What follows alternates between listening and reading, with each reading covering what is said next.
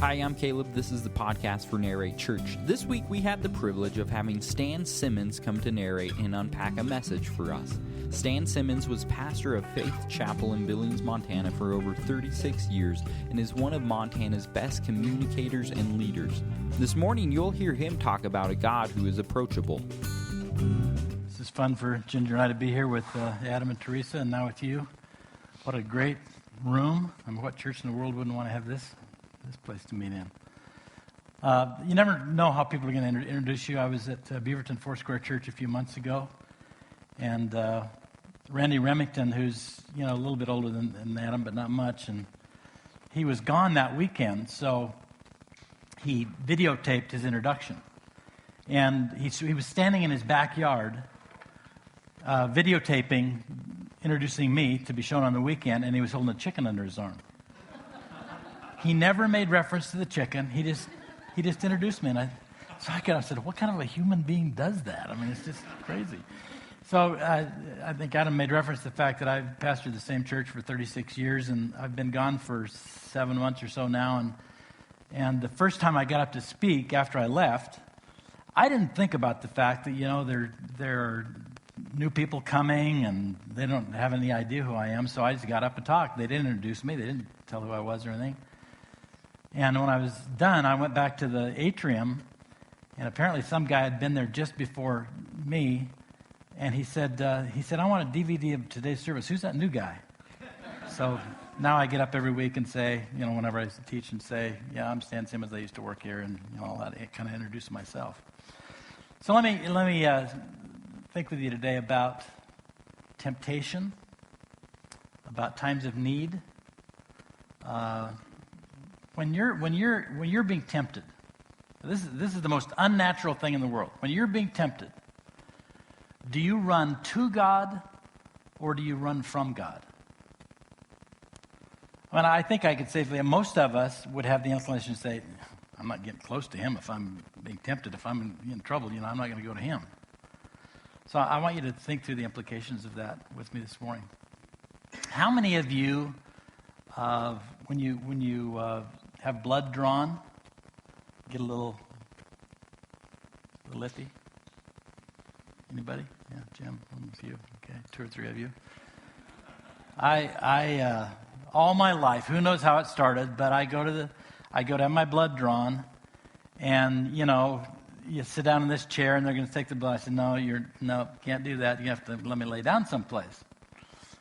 So, that's kind of a sissy thing to do. So I thought, well, I'm going to put on my big boy pants and man up here. And so the last 2 or 3 times I've gone, I just willed myself into not getting faint. I'd sat there and I didn't watch. When my wife watches, I don't watch, but I manned up. So about a year ago, Ginger and I went to this clinic in town where they were giving free blood draws. I thought, well, why pay for it? We'll go to that. So walked into a room that was probably 3 times the size of this room, and there were tables all over the place, and a nurse on each end of the tables, and they were drawing blood, and so Ginger went off one way and clear on one side of the room. I went on the other side of the room, and I sat down at this table, and this woman started telling me how experienced she was at drawing blood. She'd done it for 50 years or something, and so I'm got my big boy pants on today. So I sit down and I put my arm out, and she starts working on this arm, and she just keeps poking away, and just keeps poking and keeps poking. And so if you are one who's a little inclined to get faint, you understand what's happening right now. I'm kind of, well, what happened to my big boy pants? She just keeps poking away. And pretty soon this pain started up my arm. It wasn't a sharp pain, it was just this dull but very hurtful pain went up my arm. So now I'm sitting there, going like this. And she says, "Well, it's our policy that if I can't find a vein, you haven't found a vein yet?" And she says, "We're going to put you to somebody else." So she said, "I want you to go down to the other end of the table." So I'm kind of feeling like this, but I made my way down to the other end of the table. I sat down, and this nurse started working on the other arm. And she got a blood vein right away. I mean, just like that. And I can see in my periphery vision that she's got 3 vials now. And when she finished, she looked up at me and she said, "Are you doing okay?" And I wasn't doing okay. So I said, well, sometimes I pass out when I have blood drawn. Maybe I should put my head between my legs. And she said, no. And she reached over and she grabbed this little box. The little boxes of juice that have got a straw in them, like little kids, they give little kids? That's what she handed me. So I'm sitting there drinking my juice. Good little boy. And she said, you're still not doing well, are you? And I said, well, not really. So she said, I want you to lay down. So there's this mat. It's a black mat laying in the middle of the room on the floor. And nobody else is laying on the floor. So I went down. I laid on this mat. And I'm drinking my juice. And pretty soon she came over and she said, do you want a cookie? This was not a good day. So I finally, got around and stood up, and then Ginger came into the room. She had no idea what was going on. She looked at me eating this cookie. She says, where'd you get the cookie? I didn't get a cookie. I said, you don't want a cookie. So let me ask you a question. Was my reaction to that experience, was that because of the experience itself, or was it because of my perception of that experience? Obviously, everybody doesn't lay on the mat and drink juice, so it was my perception of that experience. So when I say, in times of temptation, do you run to God or do you run from God? It all depends on your perception of Him. See, I was brought up in an era and in a church where, I knew Jesus was going to come back any day, and I was going to get left behind. My parents were going to go, and I was going to get left behind and go to hell. And so my exposure to God and to Christianity growing up, nobody intended for it to be that way, but what I caught was just an unhealthy sense of the fear of God. And you're not going to run to a God like that, if that's your perception of Him. In fact, I ran as fast as I could from Him for 25 years. But it was when I understood the love of God that I ran to Him. So I want you to think about that with me. Now, there's a verse that I'm going to read out of Hebrews, which is probably not your favorite book, but there's some great, great truth in Hebrews. Hebrews chapter 4, beginning in verse 15. I just want to read 2 verses there. For we do not have a high priest. And high priest, just to give some context to that, a priest is one who represents the people to God. A prophet represents God to the people. Priest represents the people to God. So Jesus being referred to as a high priest, one who represents you. For we do not have a high priest who is unable to empathize with our weaknesses.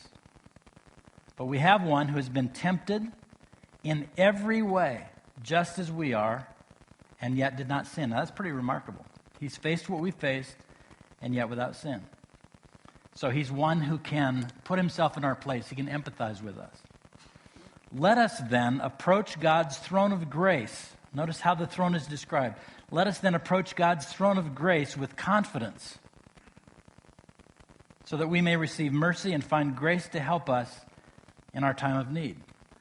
Now, what I want you to think about is, a follower of Christ, do I run to God or do I run from God? Now, if I'm going to run to God, then my perception of God has to be the correct perception. So I'm going to give you a list of things here. Whether you jot them down or not, you can see them on the screen, I think. The first is, I would run to Him because He's approachable. Now, maybe some of you, have a perception of God where, He's kind of your buddy and your pal, and that's probably not all a good thing either, because we've kind of swung the other way. But some of you undoubtedly have a perception where you think, I don't know if I can trust God or not. I don't know if I want to approach Him or not. I don't know what I'm going to get when I get there. And part of that, in this passage, it refers to a throne. Let us approach His throne. I don't know about you, but, I'm a boomer, and I, was in college in the 60s and question all authority and all that stuff, and a throne is not a good thing to me. I think about a throne, it's like they're in charge and I'm not. They can do anything they want to do to me and I don't like it.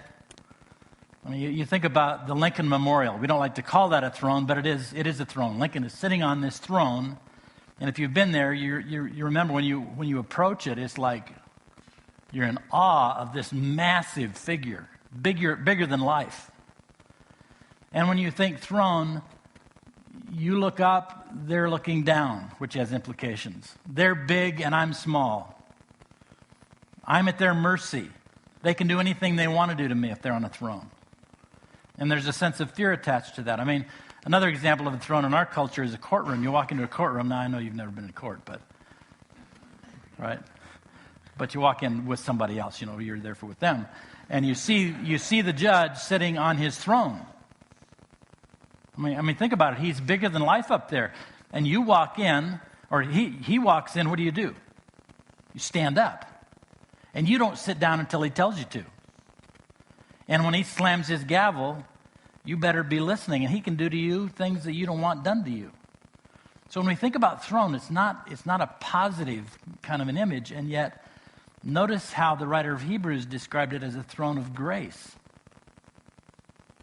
This isn't like other thrones. God is God, and yes, he is bigger than you are. My philosophy is we're going to spend about the first 1,000 years in heaven on our face, and then we'll maybe peek up and say, oh man, I never imagined God would be like this, because it'll be so wonderful. But here he says, let us then approach this throne of grace with confidence. So God is approachable. Why is he approachable? Because he will be gracious to you when you come to his throne. He's not looking to punish you. He's not looking to make you pay. His son Jesus already paid. He paid your price. So come to this throne of grace. And I call it his default response. I have this app on my iPhone. I travel quite a bit, so I got this app called Tripit. And it automatically, when you get an email about an airline or a rental car or a hotel or anything, the default is that it goes into your calendar. If there's a gate change, it defaults into your calendar. It just does that. It's automatic. And when you approach the throne of God, he doesn't say, well, here comes Adam again. I mean, he's gracious. He's kind. He's merciful. All those words are used here. That's his default. He is gracious. Secondly, I can run to God because I have an advocate. Now, an advocate is someone who speaks on your behalf. There are three places in the Scripture that I know of where it refers to Jesus as our advocate, which means that he speaks on your behalf. And you know what it's like to have a friend who stands with you when you're in trouble.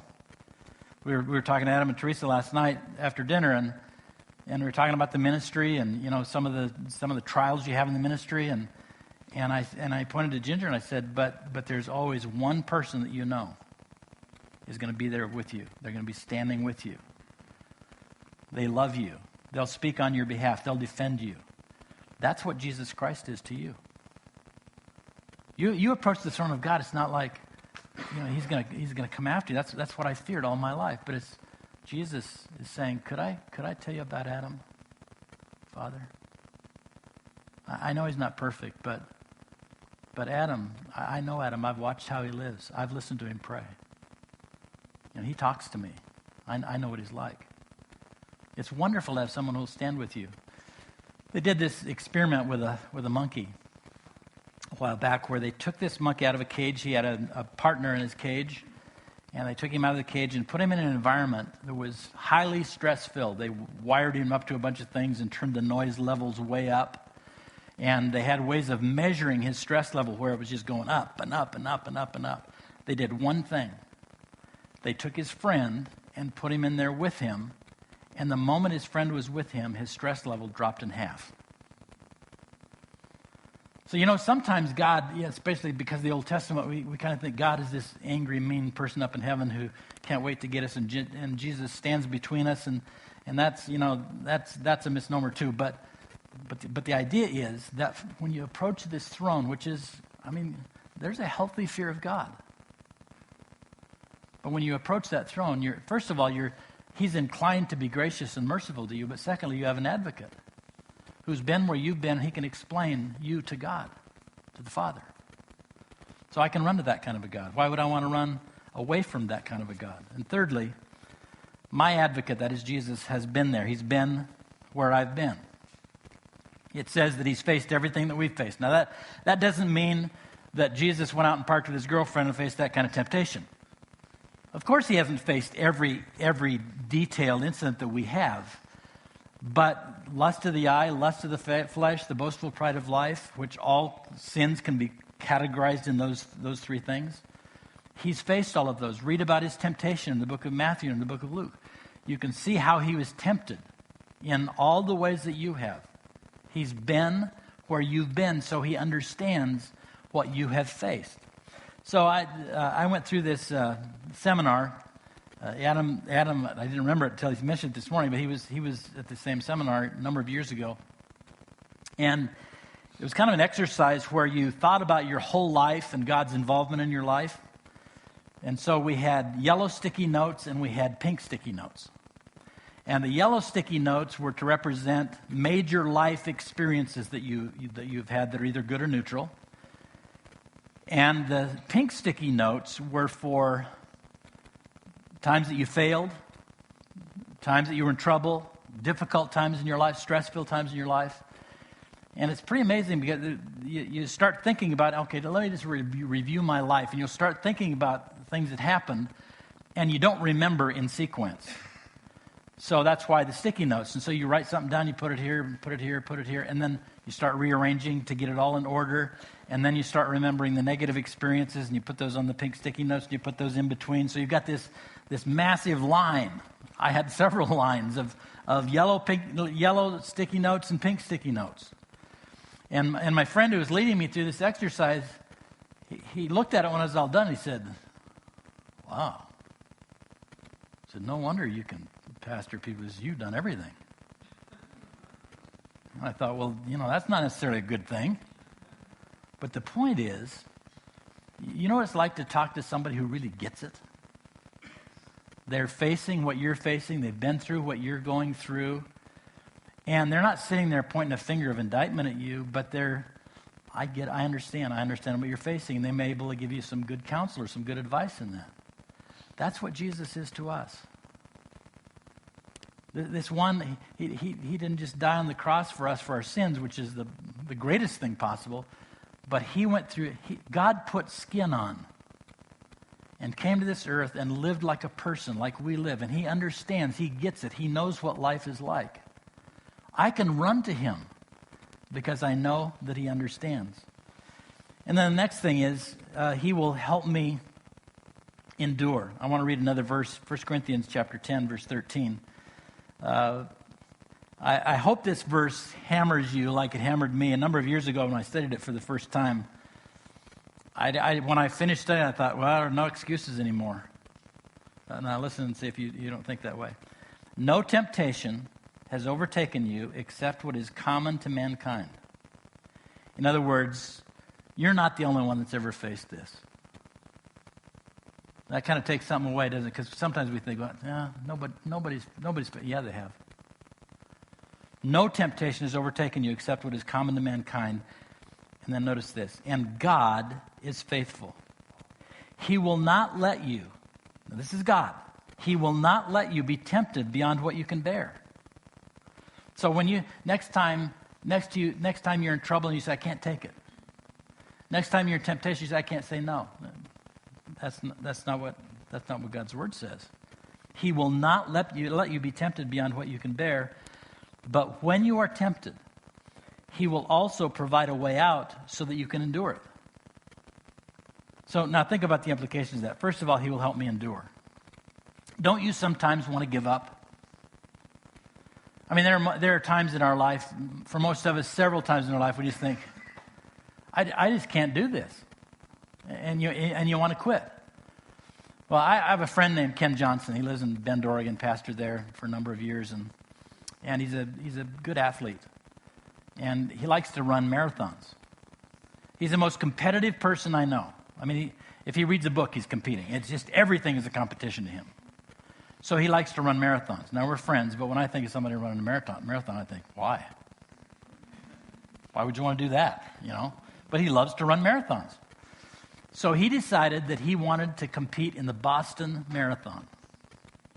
So in order to compete in the Boston Marathon, you have to qualify in two other sanctioned events in order to do that. So he chose San Francisco as one of those. Now just stop and think. Marathon, San Francisco. That can't be a good thing, okay? So mile 22, you go up this third hill. So you're just going through the wall, and you want to die, and you want to quit, and you don't believe you can do it, and there's this massive hill in front of you. So Ken's wife, Linda, is also an athlete. She waited at mile 22 for him. And when he came by, she stepped out into the street and started running beside him. Ken, you can do this. You've trained for this. You've worked for this. Boston is ahead of you. You can make it. I know you feel like you want to quit, but you can make it. You can do it. And she talked him all the way up that hill. If you'll let him, that's what Jesus will do for you. There are times when you want to give up. There are times when you want to quit. There are times when you think you can't do it. Turn to him. Run to him. Why would you run from him? Run to him, because he can help you endure. And then next, he'll show you the way out. So you get in a time of temptation and you think, everything in you wants to say, yeah, I'm going to do that. I don't care what the Bible says. I don't care what my parents say. I don't care what my friends say. I'm doing it. That's how you feel in a time of temptation. But notice it says you can run to him because he will show you the way out. He'll show you the door if you'll let him show you the door. So I've said I travel quite a bit, and I think I could give the flight attendant speech, where they do the oxygen masks and the seatbelts and all that stuff. So the last thing they do is they say there are 2 doors in the front, and they point. 2 doors in the front, 2 doors in the back. And if you'll notice in the aisle, there's this light strip right down the aisle. Now listen to this. When everything goes black, when you can't see where to go, when you don't understand what's happening to you, he'll show you the way out, if you'll let him. Don't hide from him. Run to him. If you hide from him, then you're going to go the wrong way. You're going to make the wrong decision. But if you run to him, he will show you the way out of that temptation. There's always a door. Look for it. That's a great thing to think about in a time of temptation. There's a door. Where is it? How can I get out? I was kind of a hooligan in high school, and I was riding with a bunch of my hooligan friends one night, in the middle of the night, and we were on a highway between 2 small towns. And just out in the middle of no place, it was 1 or 2 o'clock in the morning, and in the headlights we could see the figure of somebody walking down this highway at night. That's not a good thing. The closer we got, we could tell it was a woman, which is really not a good thing. And then when we pulled up beside her, we realized it was Virginia, our friend. We stopped. Virginia, what are you doing out here? And you could tell something had happened. And we can only conjecture what happened. She wouldn't tell us. She just got in the car and we took her home. She never talked about it. But I do know this because of where she was. She found the door. She chose the doorway rather than facing what she was facing. The next time you're in temptation, just ask yourself, where's the door? Where's the way out so I can do the right thing? Run to him. And then he will help me, not hurt me. Now, I love this because I always thought God wanted to hurt me. And, you hear of acts of nature that are called acts of God. And they're always bad things, right? So if you think about him helping you, not hurting you. If you think God's going to hurt you, you'll never run to him. Why would you do that? But he won't. He'll help you. So, what about all the painful experiences? What about all the things that happen in life? Well, I went to the doctor a few months ago and had been having really bad back pains. I've had back pains most of my adult life, but this was different. And what had happened was that one of my discs slipped a little bit out of place, and when that happens, the disc presses against the nerves in your spinal column. And if you've ever had something like that happen, it feels like an electric shock. Just somebody put a cattle prod right in your back. And it doesn't hurt that way all the time, but just if you move just wrong, you breathe just wrong, then all of a sudden, you cry out in pain. It's horrible. So like most men, I put it off for 2 or 3 weeks and finally went to the doctor. And I went to the doctor, got an MRI and all that, and then Ginger went with me down to this pain clinic in Billings. And we were sitting waiting to have him come and go back to where they were going to do this procedure. And this nurse walked in the room. And I don't mean to be unkind about how I describe her, but she, kind of the way that she was dressed and the way her makeup was and the way her hair was fixed, she kind of looked like somebody who kind of enjoyed pain. You know what I mean? I'm serious. That's not a consoling thought, when you're in the pain clinic. So she was real nice. She walked in and took me back to the room, and I laid face down on this table, and she stood and had her arm on my shoulder. That should have been a clue, but I wasn't thinking about that right then. And so she had her arm on my shoulder, and the doctor came in. He said, "Well, I'm going to give you 2 shots. The first shot," he says, "there'll be a little sting to it, but the purpose of that shot is to deaden your back so that when I put the spinal needle in, then that's not going to hurt." Have you seen a spinal needle? Okay, so he says, "This is going to sting just a little." I know what sting just a little means. He put lidocaine in my back, and I'm not kidding. It was only for probably a second. I'm not exaggerating. When he put that needle in my back, I went, "Ooh!" It was horrible. But then it was gone. And so then you can watch on this live X-ray the spinal needle. You've seen one of those? I mean, it's when they're putting one in your back, you think it's that long. Well, you can watch the needle go up in your spine, and then he puts this medicine in there, and then he pulls it back out again. And it doesn't hurt now because I've already been hurt. So why did he hurt me? He hurt me because it was going to hurt a lot worse. He was really helping me when he hurt me.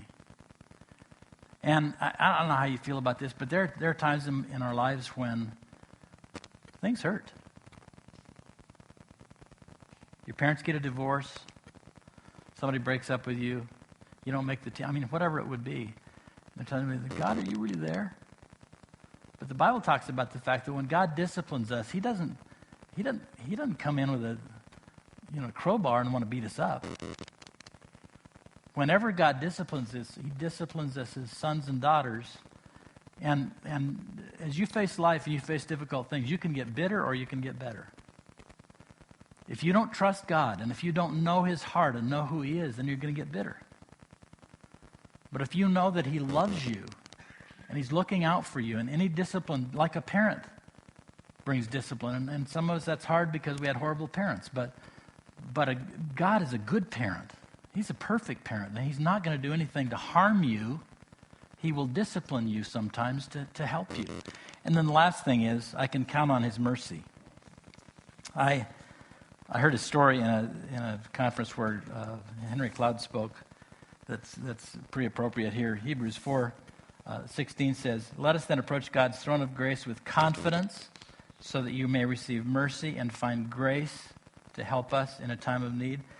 You're going to find grace from Him. You can count on His mercy. So Henry Cloud tells this story where a guy had started a business. It was a very, very successful business. And he's about ready to retire. He's about ready to transition out. So he's going to turn the business over to his son. He's been training him for years. And there'd been some bumps along the way. And he walked in to the business one day, and his son was over on the side of the room just berating an employee. Just unmerciful. So the dad walked over and said, "Son, could I talk to you in the office for a minute?" And they went in, and he said, you need to sit down. And he said, in working here all the years that you have, that I have 2 hats that I have to wear with you, and one is a boss hat and one's a dad hat. And you need to understand that I'm taking off my dad hat right now and I'm putting on my boss hat. Do you understand that? Yeah. You're fired. I've watched you. It's been a pattern in your leadership that you do things like you just did. I've sent you to seminars. We've had anger management. We've done everything we could to help you. I'm not going to turn my business over to somebody who treats employees like that. You're fired. can imagine what it's feeling like in the room. So he says, now I'm going to take off my boss hat and I'm going to put on my dad hat. Son, I hear you lost your job. Is there anything I can do to help you?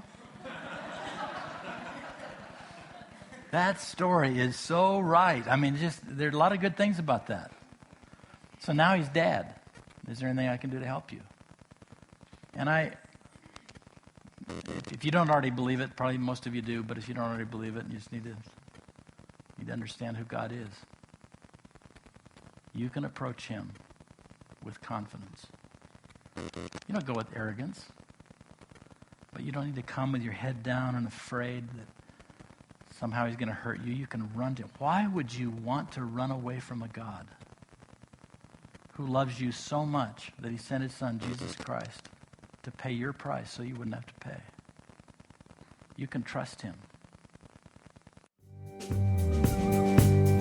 If you would like to engage further with Narrate Church, you can find contact information online, www.narratechurch.org. We would love to hear from you.